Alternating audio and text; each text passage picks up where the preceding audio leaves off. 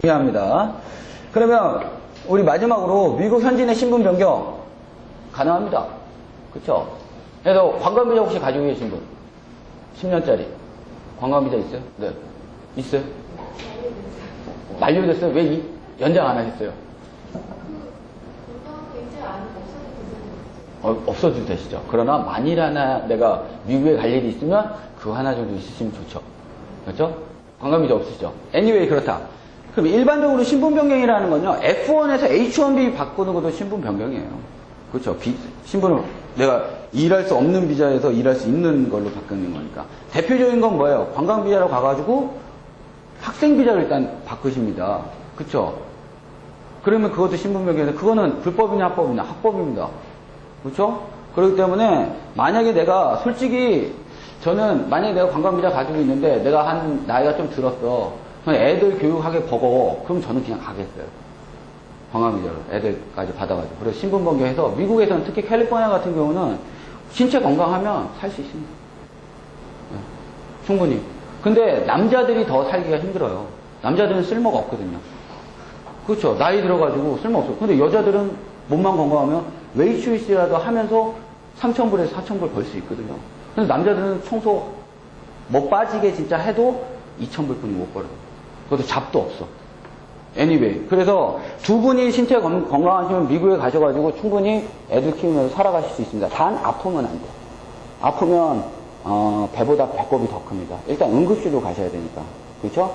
그래서 그게 신분 변경인데요. 신분 변경이라는 거는 just change of status예요.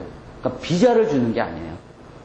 비자를 주는 게 아니니까 관광 비자는 가지고 있지만 change of status. 신분만 변경되는 거예요. 그래 너 F1 신분이 있어. 오케이 그래 너 E2로 있어. 그런데 변경해서 만약에 또 제3국이나 본국에 나오실 때는 반드시 비자를 거기에 합당한 비자를 받고 들어오셔야 되는 거예요. 무슨 말인지 아시겠죠? 신분만 변경되는 거지 비자를 발급해 주는 건 아니에요.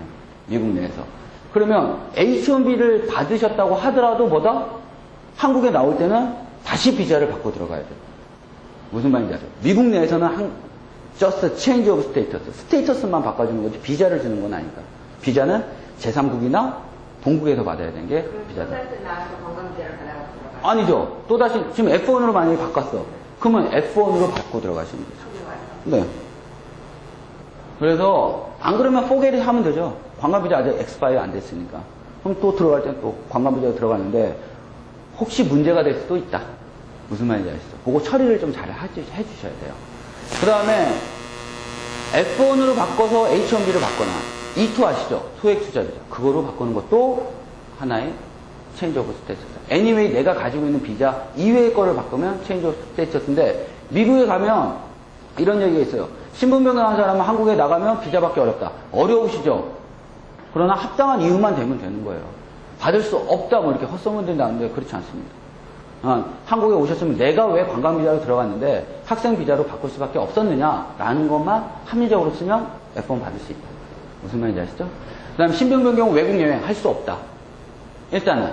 근데 하게 되면 비자를 받아가지고 들어가야 된다. 무슨 말인지 아시죠? 근데 관광비자로 들어와서 학생비자로 바꾸시면 관광비자로 들어가시게 되면 바로 바꾸시면 잘 안 나와요. 왜? 야, 너 관광도 안 하고 와가지고 바로 F1 분을 바꾼다면 너 지금 비자는 본국에서 받을 수도 있는데 너 왜 지금 와가지고 하냐? 너 안 돼. 이렇게 된단 말이에요. 그러니까 관광비자로 들어가시면 일반적으로 3개월 이후에 신분 변경을 하는 게 좋으시고요. 그 다음에 어카운트는 만드셔요. 하지만 아파트 계약을 하거나 아파트 계약은 일반적으로 1년이거든요. 그 다음에 또 한 가지 차를 사신다든가 차 사는 것까지 좋게. 무슨 말인지 알죠? 하지만 아파트 계약을 한다든가 이런 거 경제적인 활동은 그 다음에 특히 애들을 학교를 보낸다든가 이런 건 안 됩니다. 학교 들어갈 수는 있어요. 들어갈 수는 있어요. 하지만 그런 게 되게 되면 이민국에서 그게 알게 되면 차후에도 문제가 되고 신분 변경 못 해요. 3개월 동안 애들을 학교도 안 보내고 네. 아파트 예. 그렇죠. 다른 사람 명의로 하셔야죠. 그렇죠. 관광만 해야 되니까. 그런데 3개월 후에 체인지 오브 스테이터스를 하는 게 안전하다. 그런데 1개월 된 사람이 안 됐냐? 됐습니다. 승인됐어요. 그러나 안전한 방법을 하시는 게 낫다라는 거죠. 무슨 말인지 아시겠죠? 그래서 신분 변경하실 때는 상당히 주의를 기울이셔야 된다.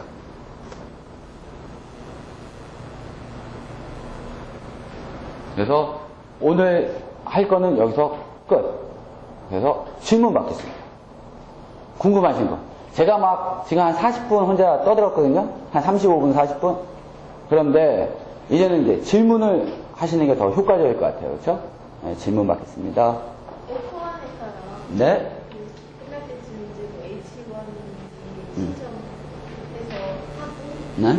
그 다음에 예를 들어서 펌을 제작을 안 했는데 일단은 네, 네. 입이 바꿀 수 있는 건가요? 아니면 계속 어떤 거? 뭘로 바꿀 수 있나요?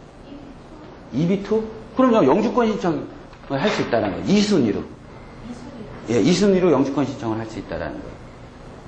그러니까 H1B를 갖고 있다가 그렇죠. 봐봐요. H1B를 이제 가지고 있어. 가지고 있다가 이제 영주권 신청이 들어가잖아요. EB가 그러니까 영주권인 건가요? 그렇죠. 그러니까 employment based 2순위. 그러니까는 취업 이민의 2순위가 되는 거예요. 석사 이상을 내가 나왔거나 까지만. 그 다음에 우리가 아까 전에 말씀드렸듯이 정규 과정을 마치게 되면 커뮤니티 칼리지라고 혹시 들어보셨죠? 커뮤니티 칼리지라는 거 전문대, 우리나라 말로 전문대거든요. 전문대나 아니면 학사 유니버시티나 아니면 그레이지웨이트 스쿨이나 anyway 정규 과정을 마치게 되면 1년 일할 수 있는 기회를 줍니다. 그게 OPT 기간이라고 하거든요. OPT 기간에는 옛날에는 1년 줬는데요. 옛날에는 1년 일 안 해도 상관없어요. 일 안 해도 상관없는데 이제는 2008년부터 바뀌었어요. 페이드 인턴십이든 넌 페이드 인턴십, 그러니까 페이를 받던 아니면 페이를 받지 않던 그거는 상관이 없어요. 3개월 안에 잡을 잡아야 됩니다. 3개월 안에. 그렇지 않으면 아웃 오브 스테이터스야. 그래서 반드시 취업을 하셔야 돼요.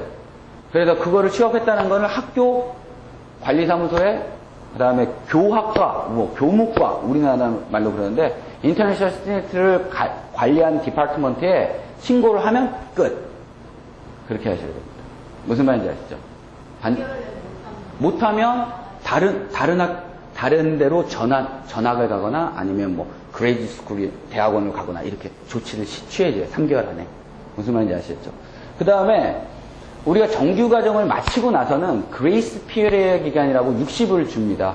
그래서 그 60일 안에 내가 OPT를 쓸 것인지 아니면 한국에 나갈 것인지 안 그러면 내가 대학원이나 더 높은 디그리로 할 것인지 그걸 결정을 해줘야 됩니다.